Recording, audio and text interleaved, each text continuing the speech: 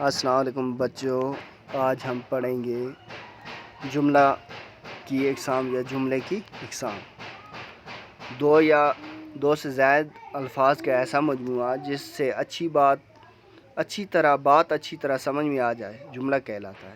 یعنی دو یا دو سے زیادہ جب الفاظ ملتے ہیں، پہلے تو ہم نے پڑھا تھا جو حروف ملتے ہیں تو دو یا دو سے زیادہ ان سے کیا بنتے ہیں؟ الفاظ۔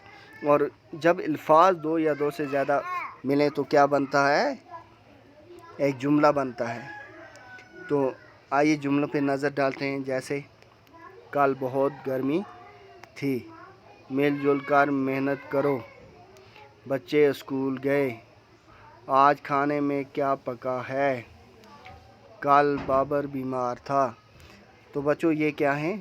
جملے ہیں۔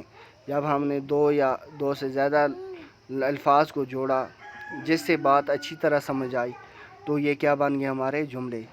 اب جملوں میں لفظوں کی خاص ترتیب۔ تو بچوں جملوں میں کیا ہوتی ہے؟ پیارے بچوں ہمیشہ یاد رکھیں کہ جملوں میں الفاظ کی ایک خاص ترتیب ہوتی ہے۔ اگر جملوں میں الفاظ کی ترتیب درست نہیں ہوگی تو ایسے لفظوں کے مجموعے کو جملہ یا فقرہ نہیں کہیں گے، کیونکہ اس کے کوئی معنی نہیں بنتے۔ مثلاً سے درخت چڑیا گئی اڑ، اگر ہم نے ایسے کہا ہوگا درخت سے چڑیا اڑ گئی تو کیا ہوگا؟ سمجھ آئے گا۔ اگر ہم ایسے لکھیں سے درخت چڑیا گئی اڑ تو کیا ہوگا؟ لفظ تو یہ بھی ہیں، لفظوں کا مجموعہ ہے، مگر کیا ہوا؟ یہ ایک صحیح جملہ نہیں بنا۔ پھر کیا؟ کھایا کھانے نے میں نے کھانا، اگر ہم اس کو لکھیں گے کہ میں نے کھانا کھایا تو یہ جملہ کیا ہوگا؟ صحیح ہوگا۔ اگر ہم ایسے لکھیں گے کھایا کھانے نے میں تو یہ جملہ درست نہیں ہوگا۔ جیسے اسکول ہے بند آج، تو یہ جملہ بھی ہم اگر ہیں تو یہ بھی الفاظ کا مجموعہ، لیکن اگر ہم ایسے لکھیں کہ آج اسکول بند ہے تو یہ جملہ صحیح ہوگا۔